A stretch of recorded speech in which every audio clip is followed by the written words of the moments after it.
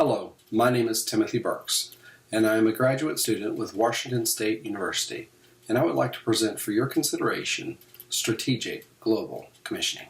To better understand the need for this particular project, we could go all the way back to early Christian times and the martyrs that gave their life for the cause of going forth and pursuing missions that happened shortly after Jesus Christ gave up his life on the cross. But to make it a little bit more relevant and a little bit more important to the people that are listening to this, I'd like to tell a little bit of a story that happened in the 1950s. In September of 1955, 5 men gave their life pursuing a mission project that changed the entire world.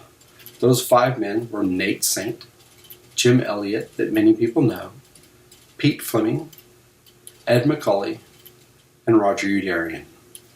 These 5 men got together because they wanted to go out and proselytize or present mission information to the Houdani tribe. They were also known as the Aucas at the time, but later we come to know them more as the Houdani tribe.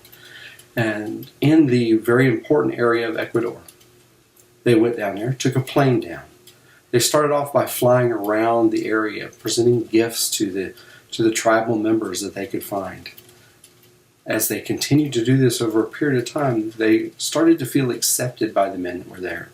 The people, the men and the women that were there, were accepting the gifts, and there was a better back and forth as to what was going forward. They were giving forth things to the missionaries as well as they were giving items to the Aucas and for the Houdani there. Eventually, they took and landed the plane there, a beautiful yellow plane on that beach.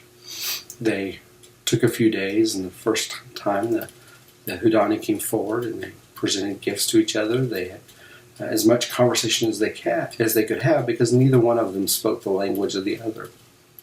Unfortunately, January the 8th of 1956, all 5 of these men were speared to death by what became known as one of the most violent tribes in the entire world at the time.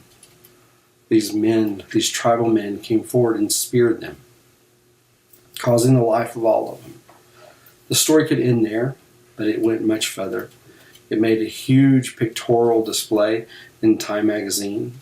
It was featured in Reader's Digest and became much the talk of that year as to what these men gave up. What would have happened if these men had had more information, knew what they could present, knew what they could or could not do? We don't know because we don't have that. We do know that when Steve Saint, which is Nate Saint's son, came forward many years later, and Nate Saint's sister came forward and spent time with the Indians, they become more and more friends.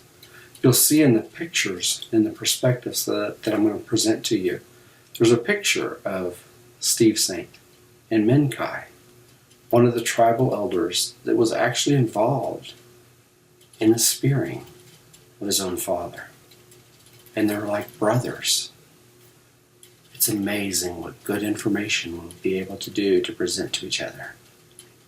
That is the type of service that Strategic Global Commissioning wants to be able to present to the missionary field. The information that they need so that nobody has to lose their life. So everybody is able to go forward, present the information that they need.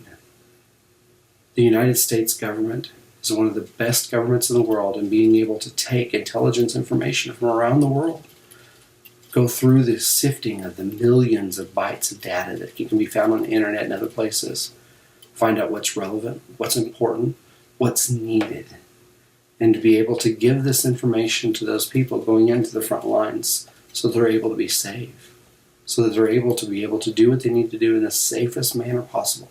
Does it remove all risk? No.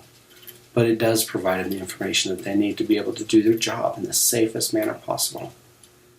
Strategic Global Commissioning's goal is to be able to provide that same level of information to the missionaries that are going into areas that they do not know.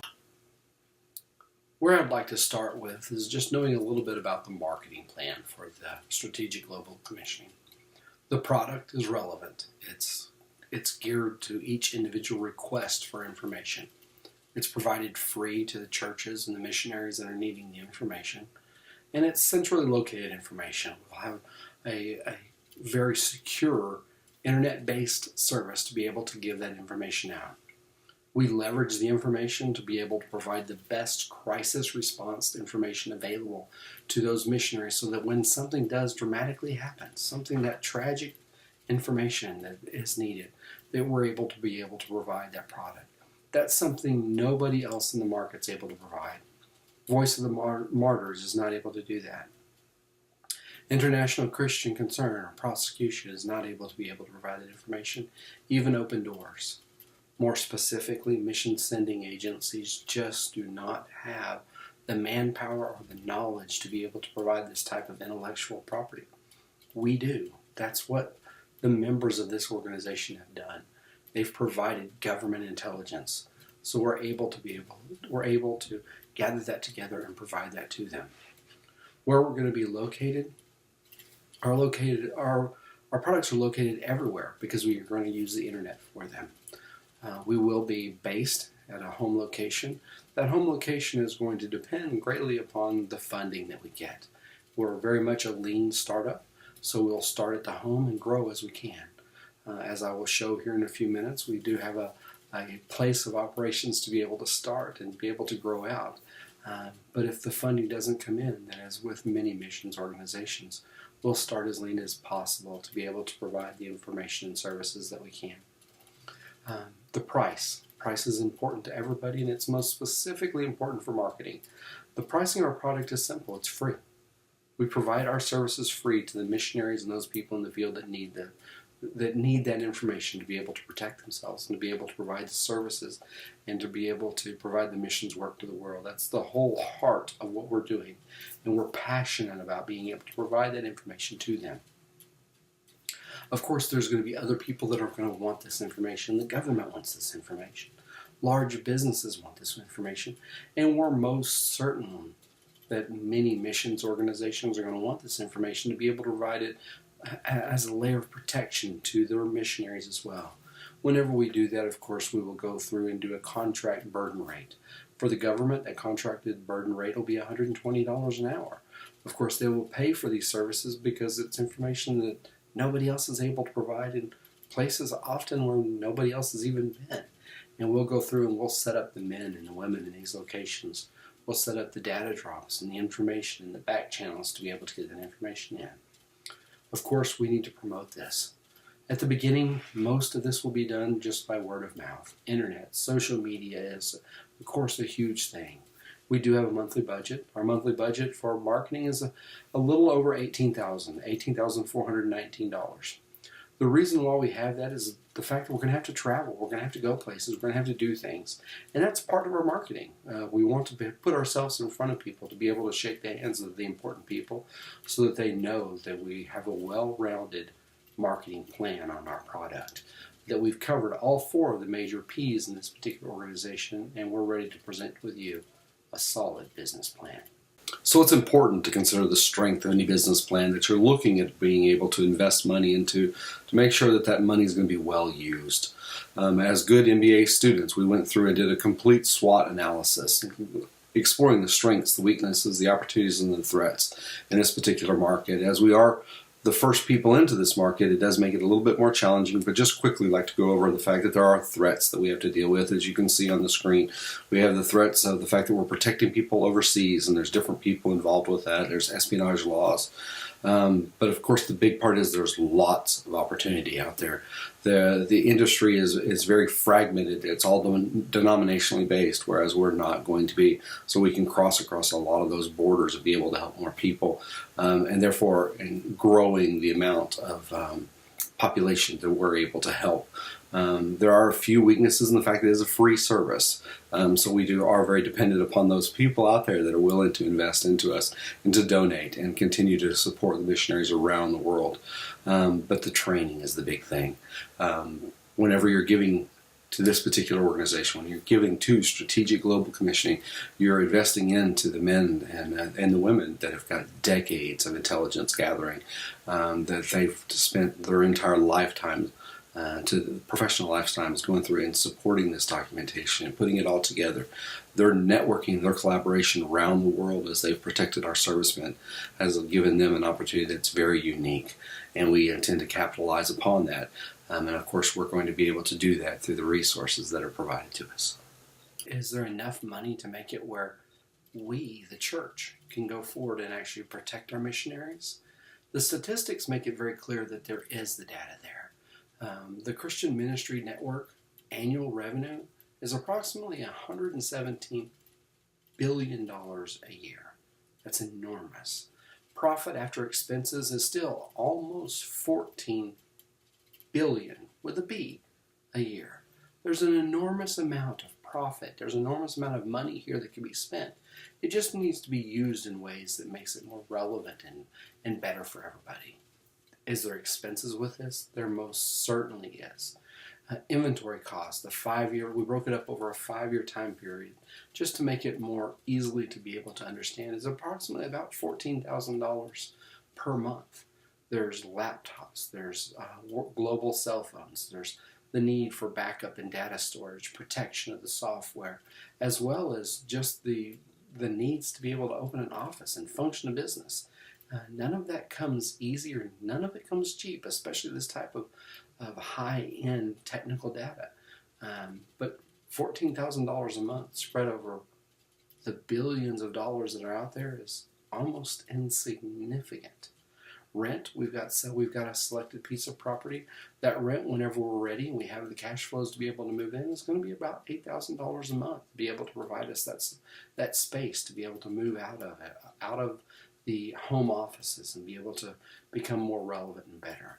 Of course, there's going to be salaries. You've got to pay the people that are going to be working the computers. You've got to pay the people answering the phones, the ones that are going out and working the fields and traveling around and gathering this information around. All of that information is important and needed for this, and there's a salary for that of around $51,000 a month. And of course, there's the marketing budget that I touched on earlier that allows us to be able to go out and talk with people, to be able to do the traveling, do the face-to-face time. We have that set right now for the first 3 years of about $18,000 a month. Is that a lot of money? It is, but yet for what we're providing, it's almost insignificant. It's very clear as we look over the first 3 years in the budget plan, the pro forma statements that we've provided, that yes, there's expenses involved in this, and we want to be completely transparent with your money. And we've set up protocols to be able to do that. But as you look through this, you're going to see that yes, we don't turn a profit at the first year or the second year. But the third year, it's very clear that we're right on the edge. About halfway through that third year, we become solvent. From that point on, we are not quite as dependent as we were before. Now, does that mean we're going to start turning a profit and then we're not going to be a not-for-profit? No. That just means that it allows us to be able to spread further out and provide more and more. It also allows us to be able to provide more services to the non-denominational churches and the denominations based, the mission sending agencies, and not be able to charge them out as much so that we're able to do even more for them. It allows us to be able to spread into more and more places. But of course, we won't provide services globally for everybody at the very beginning because that's not cost effective. We will grow as the need grows. Now that I've told you a little bit about our organization of Strategic Global Commissioning, it's your opportunity to become involved, to get involved in what's going on, to tell this with your friends, if nothing more than to pray for what we're doing, because it makes a difference in so many people's lives. To be able to reach out to those people that maybe you think could use this service, or maybe you have the funds to be able to provide a little bit. Maybe it's a one-time gift, maybe it's a bequest, maybe it's something you're able to do on a monthly basis, or maybe your church can help with that. We encourage you to become involved in that process. Our goal is to continue to grow, to continue to provide these services. Eventually, we're hoping that one of the agencies that we're working with is able to absorb us and acquire us and bring us in and provide us an even better budget, but still be able to be not denominationally based and be able to reach out to everybody. So I encourage you to look over the data very clearly. There's a lot of it there. To reach out to myself, to Shane Moon, to Scott, to Kendi, to any of us, and let us know what questions you have so that we're able to provide you the most transparent use of your funds.